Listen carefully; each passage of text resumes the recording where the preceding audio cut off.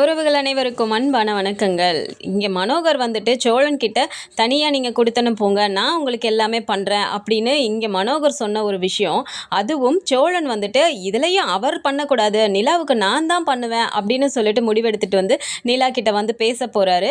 ஏற்கனவே பாண்டி சொல்லியிருக்காரு, ஒரு ஹனிமூனுக்கு கூட அவன் உன்னை நம்பி தனியாக வரலடா, தனி கொடுத்தனோங்கிறது வருவாங்களான்னு தெரியல, நீ எதுக்கும் பார்த்துட்டு போய் கேளுடா, நல்லா யோசிச்சுக்கோ அப்படின்னு சொல்லியும் நான் பார்த்துக்கிறேன்டா அப்படின்னு ரொம்ப கூலாக போயிட்டு இப்போவும் திரும்ப தன்னோட வாயாலே வினையை தேடிக்க போகிறாரு சோழன் அப்படின்னு நீங்கள் நினச்சிங்கன்னா மறக்காமல் இந்த வீடியோக்கு ஒரு லைக்கை மட்டும் கொடுத்துருங்க.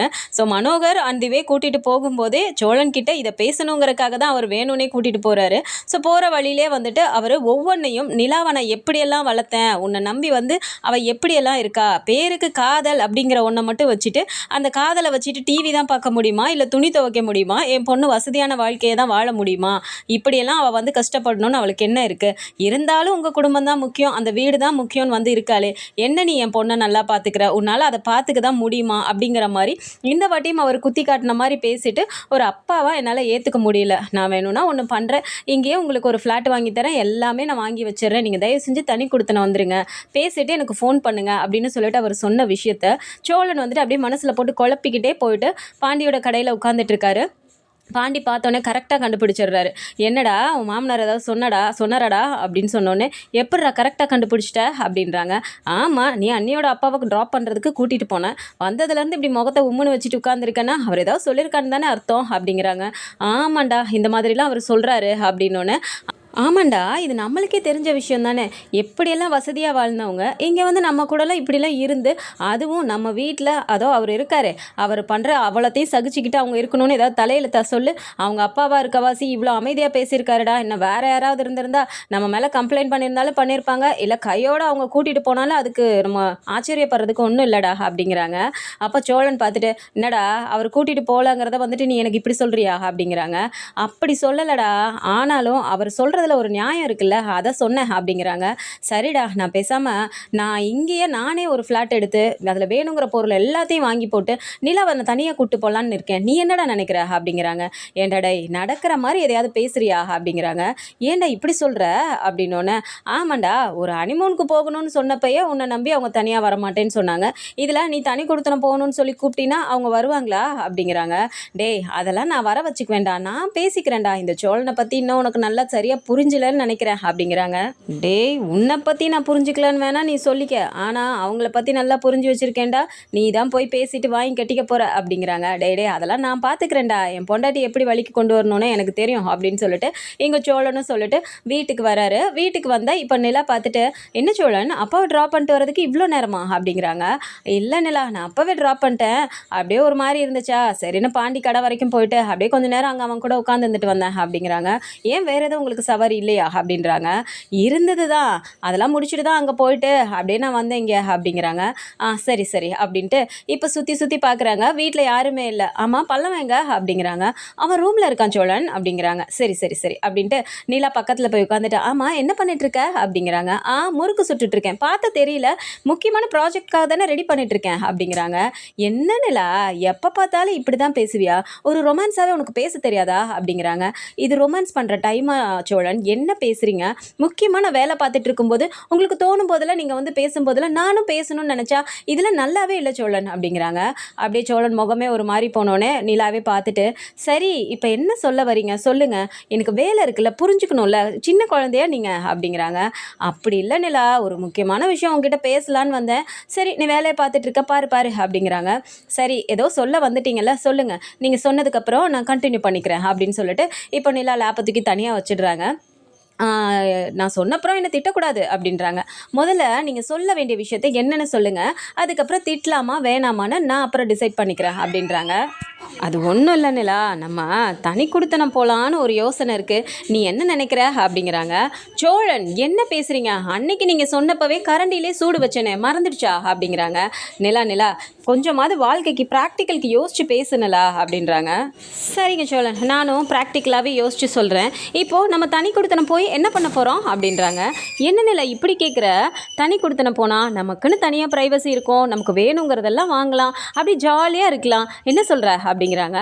இப்படி தனி குடித்தனம் போனால் நம்ம நிம்மதியாக ஜாலியாக இருக்கலாம், உங்களுக்கு வேறு யோசனையே வராத சோழன்? எப்போ பாரு ரொமான்ஸு, தனியாக இருக்கணும், ப்ரைவசி, இப்படியே பேசிகிட்டு இருந்தால் என்ன அர்த்தம்? வாழ்க்கையில் அடுத்தடுத்த கட்டம் இருக்குது, நம்ம உழைக்கணும், சம்பாதிக்கணும், நம்ம முன்னுக்கு வரணும், அதை பற்றி எந்த யோசனையுமே உங்களுக்கு இல்லையா அப்படிங்கிறாங்க. என்ன நிலா இப்படியெல்லாம் பேசுகிற? உன்னை நான் நல்லா பார்த்துக்கணும், நீ எப்படிலாம் உங்கள் வீட்டில் இருந்தியோ அதே மாதிரி உன்னை வச்சுக்கணும்னு நினச்சி தானே இப்போ நான் கேட்குறேன் அப்படிங்கிறாங்க. அதுக்கு எதுக்கு தனி கொடுத்தனம் போகணும்? அதெல்லாம் செய்யணும்னா அதை இங்கேயே செய்யுங்க அப்படிங்கிறாங்க. எப்படி? இங்கே தான் நம்ம எதை செய்யணும்னு நினச்சி ஒரு இது பண்ணாலும் நமக்கு முன்னாடி ஒரு பிரச்சனை வந்து நிற்குதே, அப்புறம் எப்படி நான் இங்கே செய்ய முடியும் அப்படின்றாங்க. இங்கே பாருங்க சோழன், செய்யணும்னு நினச்சா செய்யலாம். அன்னைக்கு ஏதோ நம்ம கிளம்புற நேரம் அங்கிளோட அந்த பிரச்சனை வந்ததுனால அதை பண்ண முடியாமல் போச்சு, அதுக்காக எப்போ பார்த்தாலும் அப்படி ஏதாவது நடந்துகிட்டே இருக்குமா அப்படிங்கிறாங்க. இங்கே பாருங்களா, இதெல்லாம் சரியாகவே வராது. நான் சொல்கிறத வேணா நீ இப்படி பேசலாம், ஆனால் உங்கள் அப்பா என்ன நாக்க பிடிங்கிக்கிற மாதிரி கேள்வி கேட்குறாரு அப்படிங்கிறாங்க. அப்பா கேட்டாரா? என்ன சோழன் சொல்கிறீங்க அப்படின்னு பேசிகிட்டு இருக்கும்போதே இங்கே சேரனும் வந்துடுறாரு. சேரன் பார்த்துட்டு, என்னப்பா சண்டை போட்டுக்கிறீங்களா அப்படிங்கிறாங்க. இல்லைண்ணே, சண்டைலாம் ஒன்றும் இல்லை, சும்மா பேசிகிட்டு இருந்தோம் அப்படின்றாங்க. நிலா அப்படியே பார்த்துட்டு, என்ன பேசிகிட்டு இருந்தோம், இவர் என்ன என்கிட்ட கேட்குறாருன்னு தெரியுமாண்ணே அப்படிங்கிறாங்க. ஏன்பா, என்னப்பா சொன்னாம அப்படின்றாங்க. ஆமாண்ணே, தனி கொடுத்து நான் போகலாமான்னு கேட்குறாருண்ணே வந்து அப்படின்னோடனே அப்படி சேரனும் பார்த்துட்டு, டேய் சோழா, நீயாடா அப்படி கேட்ட? நிலா கூட அப்படி கேட்டிருக்குன்னா கூட சொல்லலாம்டா, நீ எப்படிடா அப்படி கேட்கலாம்? எனக்கு புரியலடா, நீயாடா அப்படி கேட்ட அப்படின்னு ஒரு மாதிரி கேட்குறாரு. ஐயோ அண்ணா அண்ணா அண்ணா, நீ பாட்டுக்கு ஏதோ வேறு எதெல்லாம் யோசிக்காதண்ணே, நான் கேட்டேன்னா என்ன காரணம்னு முதல்ல அதை கேளு. அவங்க அப்பா என்ன அப்படி கேட்குறாரு, இங்கேருந்து என்ன ட்ராப் பண்ணியிருப்பான்னு சொல்லி கூப்பிட்டு போனார்ல, அவர் இதை பேசுகிறதுக்காகவே தான் கூப்பிட்டு போயிருப்பார் போல் அப்படிங்கிறாங்க. என்னடா சொன்னார் அவர் அப்படி அப்படின்னோன்னு, ஆமாண்ணே, இதோ நம்ம வீட்டில் இருக்கார் ஒரு ஆள், இந்த ஆளால் நமக்கு எல்லா சைடும் திரும்புகிற சைடெலாம் பிரச்சனை தானே வருது அப்படின்றாங்க.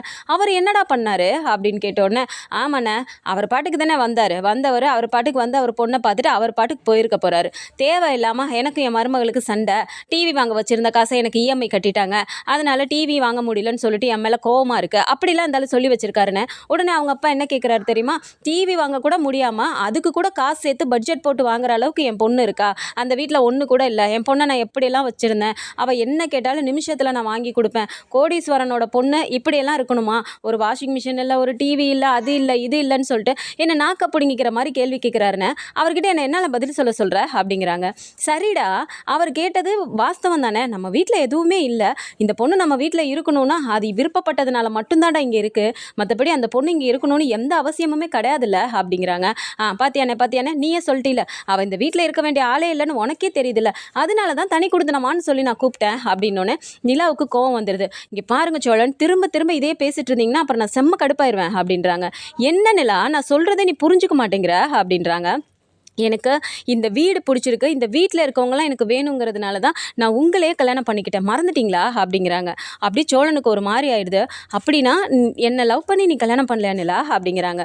சோழன், புரிஞ்சுக்கோங்க, உங்களை எந்த அளவுக்கு எனக்கு பிடிக்குமோ அதே அளவுக்கு இந்த வீட்டில் இருக்கவங்களையும் பிடிக்கும், இந்த வீட்டையும் பிடிக்கும், அப்படி இருக்கும்போது தனி கொடுத்தன வான்னு கூப்பிட்டா இதெல்லாம் நியாயமே இல்லை சோழன் அப்படிங்கிறாங்க. இப்போ சேரனுமே பார்த்துட்டு, டேய் அவங்க அப்பா கேட்குறது நியாயம்தான்டா, அதுக்காக நிலா தான் வரதுக்கு விருப்பம் இல்லைன்னு சொல்லுதில்ல, அப்புறம் ஏன்டா நீ இப்படி கேட்குற அப்படின்றாங்க. இங்கே பாருண்ணே, நான் இப்போது நிலாவை தனி கொடுத்து நான் கூட்டிகிட்டு போகிறேன்னு சொல்கிறேன்னா அவங்க அப்பா கிட்ட நான் என்னாலையும் உங்கள் பொண்ணை நல்லபடியாக வாழ வைக்க முடியும்னு நான் நிரூபிக்கிறதுக்கு தானே நான் சொல்லிட்டு இருக்கேன் அப்படின்னோன்னு நிலா பார்க்குறாங்க. என்ன பேசுகிறீங்க, இதுக்கும் அதுக்கும் என்ன சம்மந்தம், அதுக்கு தனி கொடுத்து நான் போய் தான் நிரூபிக்கணுமா, ஏன் இங்கேயே இருந்து பண்ண முடியாதா அப்படிங்கிறாங்க. நிலா, உங்கள் அப்பா என்ன கேட்டாருன்னு தெரியுமா? தனியாக இங்கேயே அவர் வந்து நமக்கு ஒரு ஃப்ளாட் வாங்கி தராராம், அதில் எல்லா பொருளும் அவரே வாங்கி போட்டுடுறாராம், அங்கே உன்னை நான் வச்சு அங்கே நம்ம 2 பேரும் இருக்கணும், அது என்னென்னு பேசி யோசிச்சுட்டு சொல்லுங்கன்னு என்கிட்ட சொன்னார்.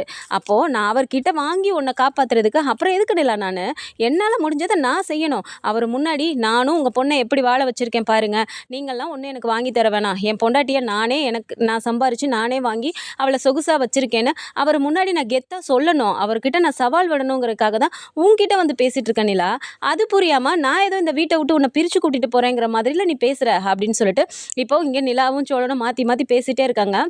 அந்த நேரம் பார்த்து கரெக்டாக நடேசன் வராரு. வந்து அப்படியே ஒண்ணுமே புரியாம, "என்ன பேசிட்டு இருக்காய்ங்க இவங்க?" அப்படிங்கிற மாரி அப்படியே பார்த்துட்டே நிக்கிறாரு. அப்போ சேரன் பார்த்துட்டு, "வாங்கப்பா, வாங்க.